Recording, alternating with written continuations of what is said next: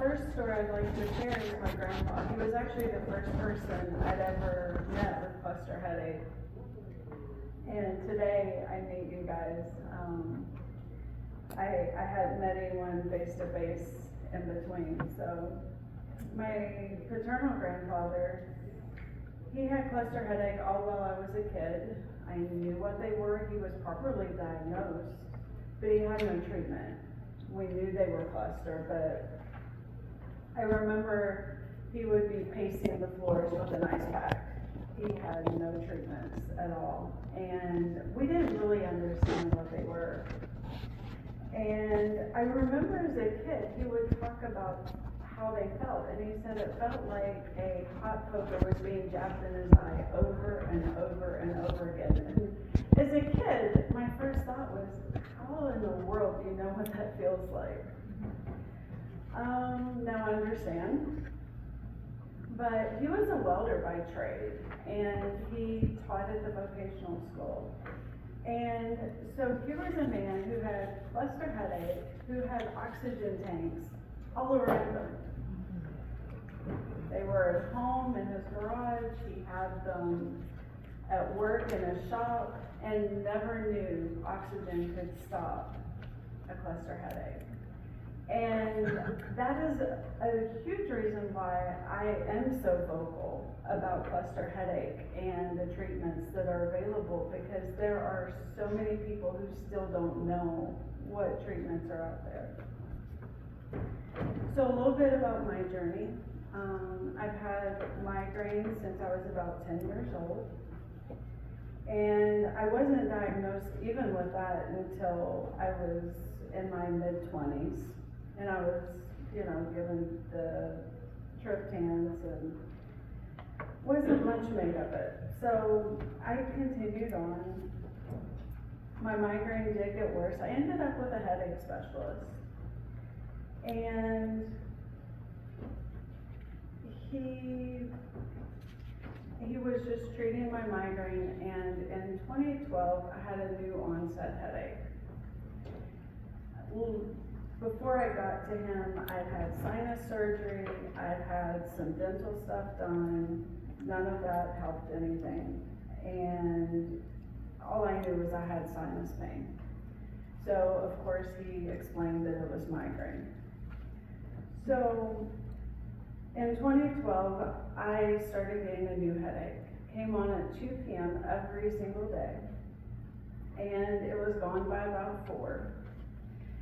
And I went to him, I'm like, this headache is different. And he said, no, it's a migraine. You have migraine, it's a migraine. I said, this is not a migraine. I guess I was that difficult patient, and there were a lot of medications I couldn't take because of the adverse side effects. So he finally threw me a prescription of amlodipine, and it worked. So I went, and that headache was gone. My migraine, unaffected, that headache was gone. The prescription lapsed at one point, the headaches came right back. Didn't let that prescription lapse again. So fast forward to 2017, that's when everything really spiraled for me. I had what I thought was dental pain. I went to the dentist, and he fixed what he thought was a problem, and the pain did not go away. Not at all. In fact, it may have gotten worse. So I go back, he looks at it again, he takes out the filling, puts in a new one, doesn't help. So he finally says, I think this is neurological. So I called up the headache specialist, I get in, he says, you have trigeminal neuralgia. So that got added to me, and that was in the spring. By fall, those headaches, they were back. And they were worse than ever. And they were hitting me at 2 a.m., 4 AM and 6:58 AM. The 2 and 4 was probably rounded, but the 6:58 AM really got me because I have 2 kids and our alarms were set for 7 AM to get them ready for school. And so when I would wake up at 6:58 AM with a cluster attack, and I have to drive my kids to school in an hour, not to mention getting them ready, it was really difficult. So knowing that the headache specialist did not listen to me before, I went to my general practitioner and I said, find me another neurologist. And she did. And this neurologist said, you hit trifecta. You've got migraine, trigeminal neuralgia, and cluster. Little did I know my clusters weren't going anywhere anytime soon. I would get 1 to 4 attacks a day, every single day, month in, month out. That's when I did start finding some treatments. But in 2020, things took another turn because I still was not well managed, I think is what led to it. And I developed SUNT, which is one of the rare forms of TAC. And what was really horrendous about SUNT was it was piggybacking off my cluster, it seemed like. And when my SUNT got triggered, I would get hundreds of attacks a day at least. I could not count them. They would last 40 to 60 seconds, and then I would have maybe 2 minutes, maybe 20 minutes. I never knew. But what ended up happening was I couldn't open my eyes because opening my good eye moved my bad eye, and so I literally would have my eyes closed for a week until the cycle ended. But my local neurologist, he had never seen anything like SUNT. My kid helped me do a video. I took the video to him, and the look in his face, like he knew something bad was going on, but it was beyond him. I even took the ICHD3 definition, the criteria, and he's like, yeah, it sounds about right, but I've never seen this before. So I found a headache specialist virtually, so I did telehealth, showed him the video, instantly diagnosed. So I've talked some about some diagnoses. I think I can be pretty comfortable. Everyone in here knows what cluster headache is very, very well.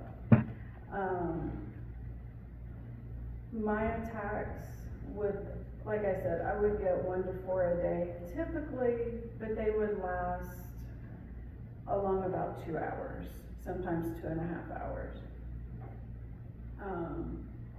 I got all the autonomic symptoms that I could see, and I did have a lot of shadow activity. And that was really difficult too, because I literally felt like I was standing on a ledge all the time. So trigeminal neuralgia, if you're not familiar with it, mine is in the 2nd and 3rd branch. It can happen in the 1st branch, but it's very rare. I would get the lightning strikes in my 2nd branch, and my lower teeth have the constant aching, throbbing. It's easily triggered by wind, hot or cold drinks, and I can trigger it anytime I want to trigger it, but obviously I don't want to trigger it. And the other hard part about my trigeminal neuralgia is when my clusters went chronic along about that time frame, I went bilateral with the trigeminal neuralgia, so I had it on both sides at that point. And it would only be one side at a time, but they just played tag team for me. So SUNT, Dr. McGinney mentioned it earlier, and for me, it feels very much like cluster.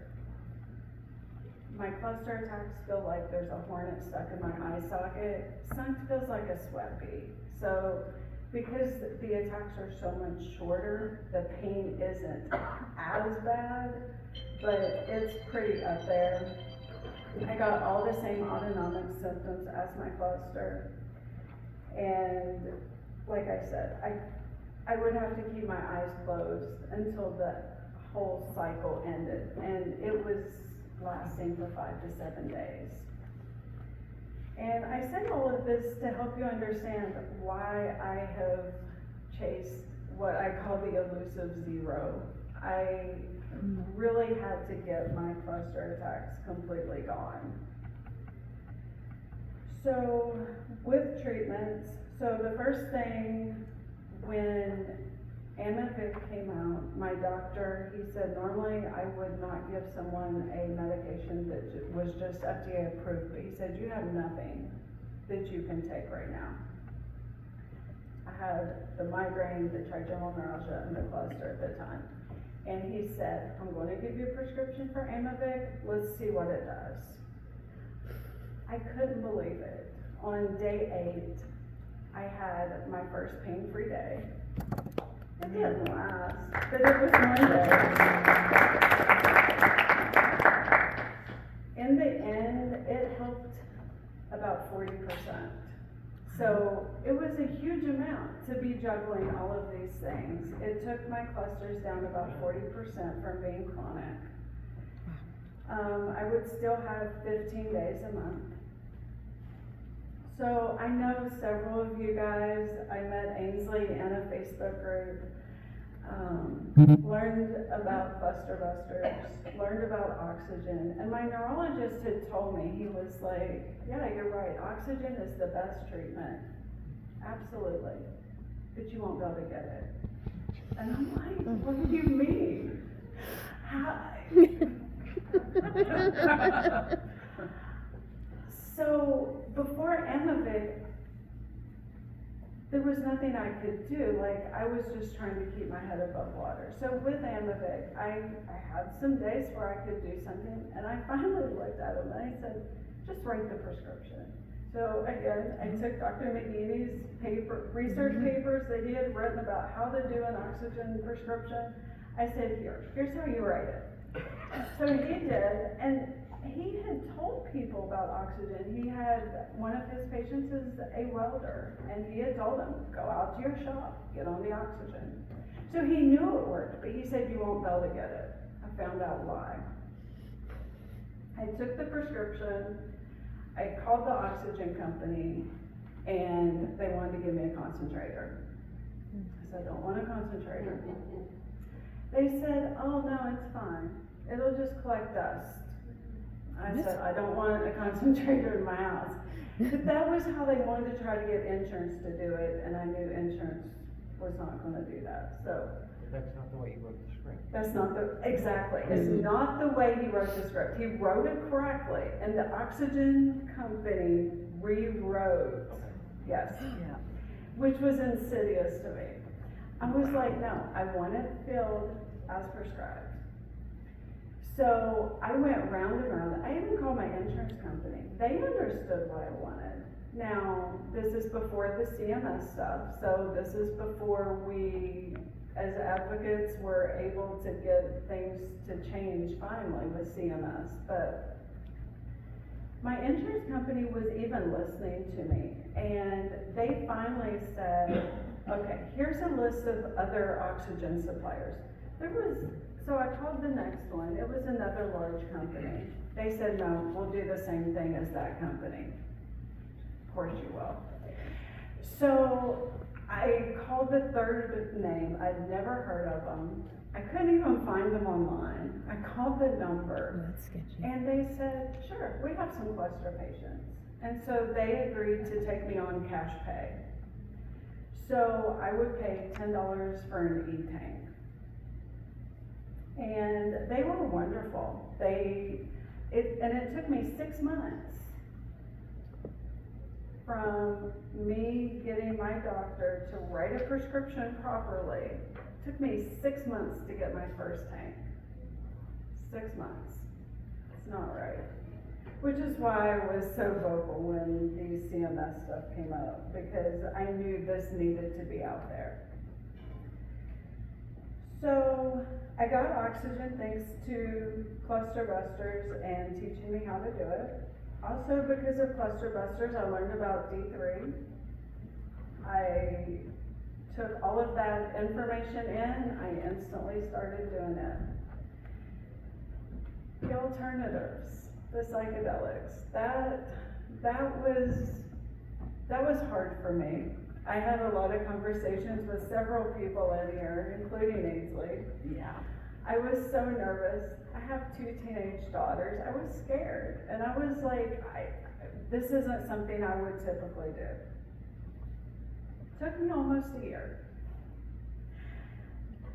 In that time though, I saw hope. And I knew eventually, someday, I was going to be doing better than I was in that moment. And I went to my doctor's office for one of my appointments, and he said, have you heard about psilocybin? And I'm thinking to myself, yeah, I have. He said, I hear it works really well. And I was like, oh, okay, sounds good to me. So that was kind of my... Got a script? Exactly. He was like, I can't write a script, but I was like, okay. So I started growing. I found people on Facebook. They taught me what I needed to know. By adding that, I was down to 1 to 4 attack days per month.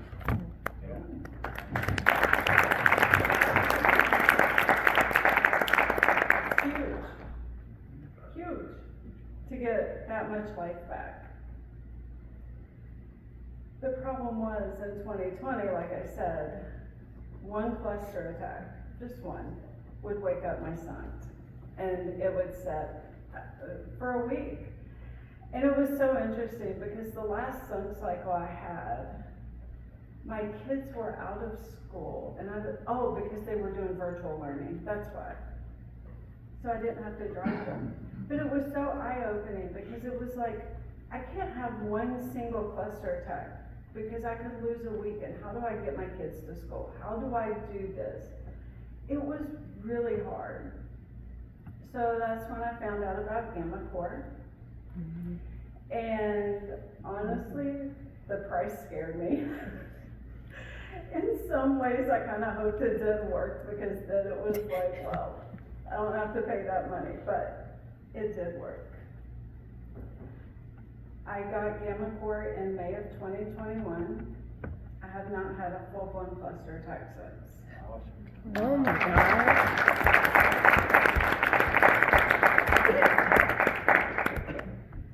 I still had shadows, but I didn't have a full-blown cluster attack. I've not had another sunk cycle. So I'm starting to get my life back. So to catch up on where I'm at today, I was on Amavig for 3.5 years. I switched to Qlipta 4 months ago. I'm still on D3, still on psychedelics, still on Gamma Core. Found out DMT works for trigeminal neuralgia for me. It's pretty cool. I can take 1 dose and it stops because I have atypical trigeminal neuralgia because I have the constant. And I can be in really bad pain, and it can stop that attack within minutes, and then I don't have to worry about my trigeminal neuralgia for another 5 days, at least, sometimes longer. So what I learned is stacking works. Keep adding. I won't take anything off my plate. I don't want to take anything off because what I'm doing is working. And all of this time, my migraine had remained the same. The shadows had remained not too bad, but I still had a lot of shadow activity.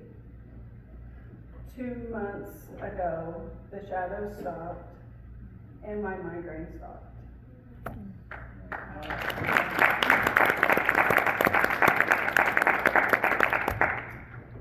And that's why I'm able to be here today. So, one reason I'm really glad to be able to speak is this community is all about hope. I've listened to people's stories, I've heard the hope, I've sought the hope, and I feel the hope now. Morgan Harper Nichols said, "Tell me the story of the mountain you climbed. Your words could become a page in someone else's survival guide." I've been telling my story a lot over the past few years. I was really nervous at first. What if my story's not like theirs? Spoiler alert, it's not. We have common themes, but every one of us have a uniqueness in our story, and that's why every single one of us need to tell our story. Because you never know when something you say is going to spark something in someone else, and it's going to help them. I've also questioned about telling my story at times because my story is messy. I just went through the mess, and it's hard sometimes to get it so that it doesn't sound as messy as it feels. I don't think I'm alone in this room. I think a lot of us have very messy stories. And so any part of your story could resonate with someone and help them. We're so fortunate to be here this weekend. Every single person in here has a story. Some of you experienced the cluster attack. Some of you are loved ones of someone who has cluster attacks. Others are medical providers, cheerleaders, and advocates.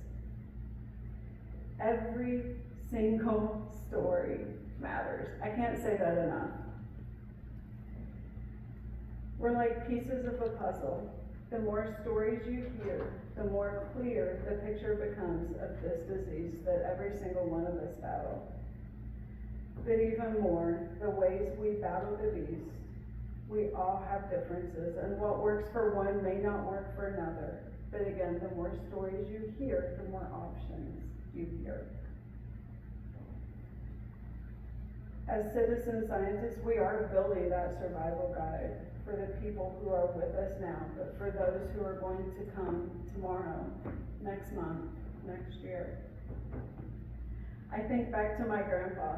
He was diagnosed correctly, and he had to white knuckle the beast with every single attack.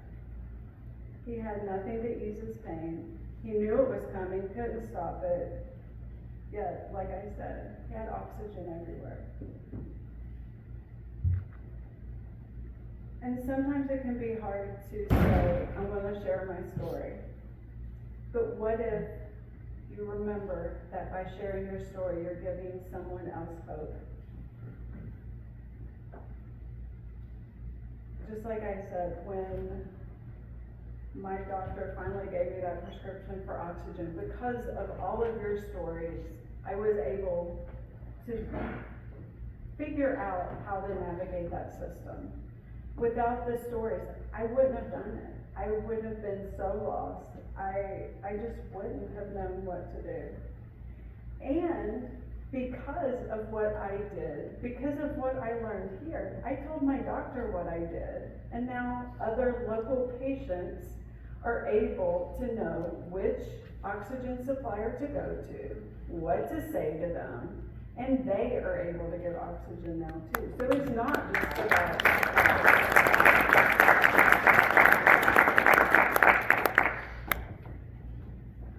my story of psychedelics is similar, hearing all of the stories, but one advocate really stood out to me, and it was Jonathan Layton. I heard him at my first Clusterbusters that I did virtually. He did a talk about the ethics of suffering. And when I heard him talk about how if there's 100 people in the room and only one person is suffering, that's still not okay. And I realized in that moment, I was suffering and it wasn't okay. And that if there was a treatment out there that could help me be a mom to my kids, be who I am better, you know, be a healthier me. It was okay for me to do it. And that gave me the push.